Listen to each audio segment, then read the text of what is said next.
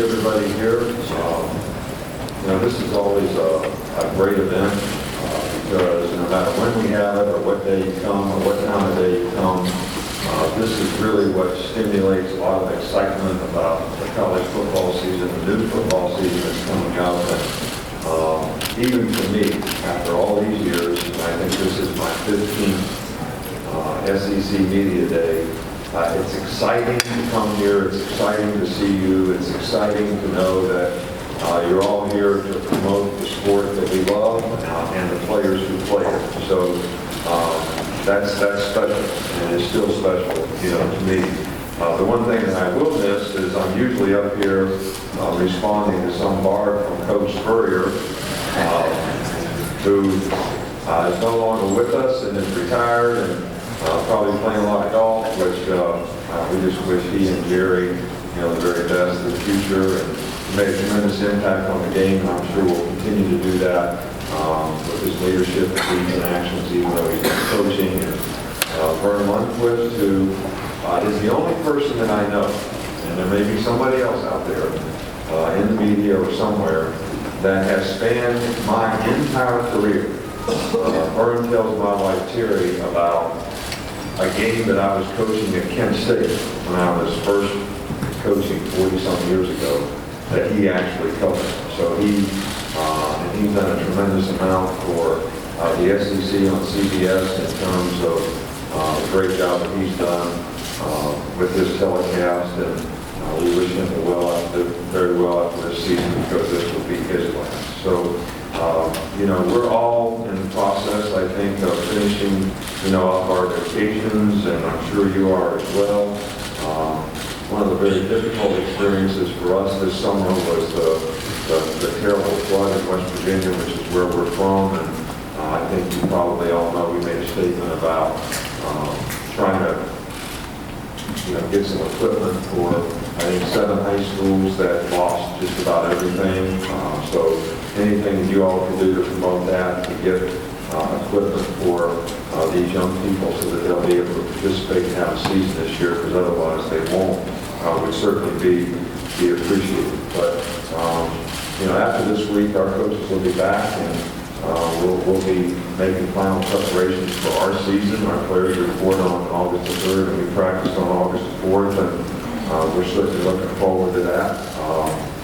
We continue to try to develop our players in so many ways, even over the summer, where we have all of our players now for summer school in terms of personal development programs, whether it's mental conditioning for success, intervention for behavioral issues, leadership, communication, all these things that create value in players that help them be more successful in life. And obviously academics is a big part of that, and we're really, really proud of what we've been able to do to create a very positive history of academic success with our players in terms of, I think our graduation rate is well over 80% for several years.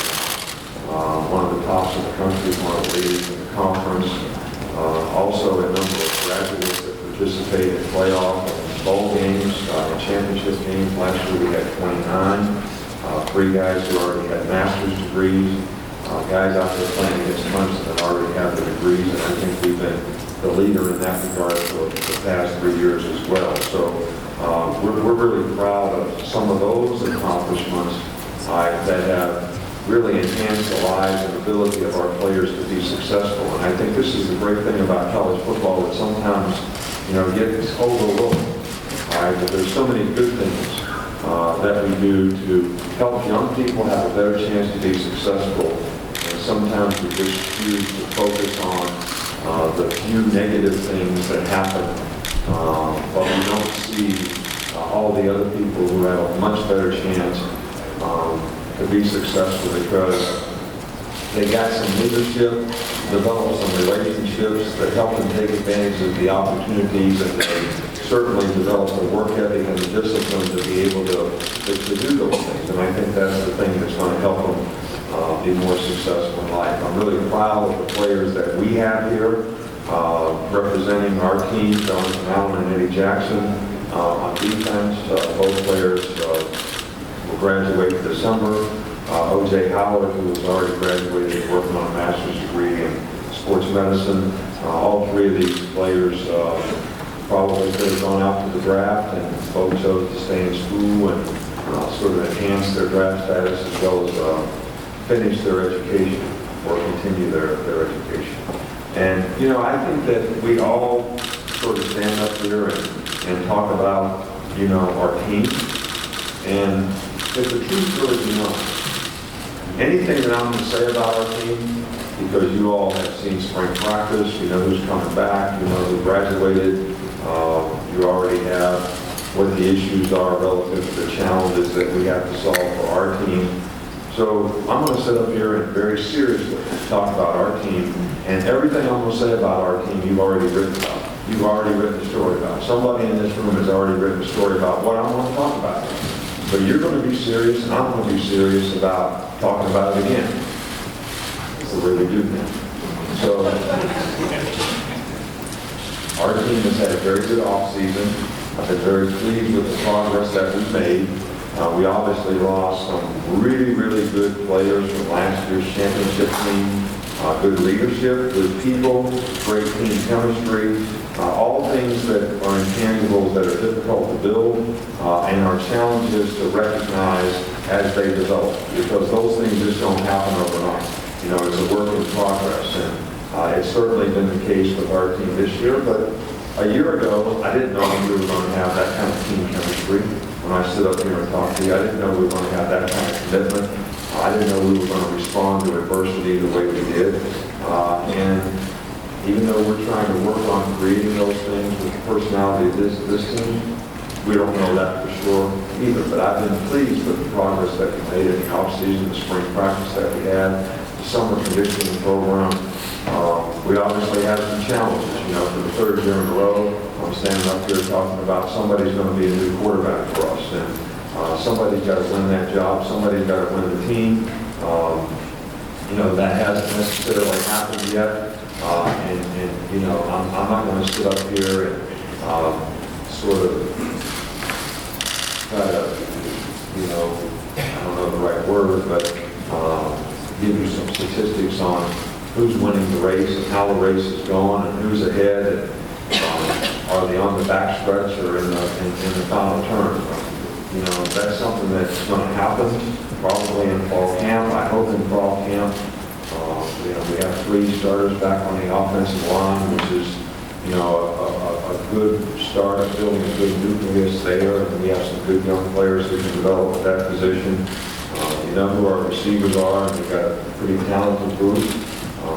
This is the first time for many, many years that we haven't had an experienced, talented running back who has proven his value, whether it was way back when Glenn Coffey played, it was Mark Ingram. Mark Ingram came back and played with Trent Richardson. Trent Richardson played with Eddie Lacy. Eddie Lacy played with T.J. Yeldon. T.J. Yeldon played with Derrick Henry. But we always had one of those guys coming back. This year we lost both guys, and Derrick Henry and Kingdom Break. So this will provide opportunity, even though they're less experienced, for some other players who are talented players to have a chance to succeed at that position. Defensively, we had 6 starters back, but we lost some really, really good players, and we lost a lot of depth on our team on defense, which will be a real challenge for us to replace, especially up front. The diversity in players that we had on last year's team was almost perfect for what you need in this day and age of football. With the spread, with no huddle, you need a lot of depth, you need a lot of athletic guys who can make plays in space, pretty much the passer. And then when you play some of the power teams in our conference, you need some bigger, more physical guys to be able to stand in there, where we kind of have all those parts. I'm not sure we have all those parts this year, but certainly we're working to try to develop them. We have our 3 specialists back, which goes a long way in being helpful to having good special teams, but I think we have to have good special teams players as well, which is always a little bit of a work in progress as you develop the chemistry on your team, and hopefully you have more and more players who can contribute, in all those roles. We have new coaches on our staff. We have a new defensive coordinator, Jeremy Pruitt, who was with us for 5 or 6 years prior to going to Florida State, where they won the national championship when he was defensive coordinator. Did a really good job, I think, of improving the Georgia defense, and he knows the system. Eric Ansley is going to be a secondary coach who has also been on our staff before. Carl Dunbar is going to be a defensive line coach who has also been on our staff before, way back at LSU. So we have people, but they have experience. They have experience in our system, and it's very, very good group of guys that work well together. And I think we'll be able to be a very effective defensive staff. Brent Key was brought in to be the offensive line coach, and Mario Cristobal is going to be tackle tight end coach. Thought we needed some help in that area. Brent has certainly done a good job, and his energy and enthusiasm has been very helpful. Bobby Williams, special assistant to me now, which has been very helpful to me, a very important part of our staff.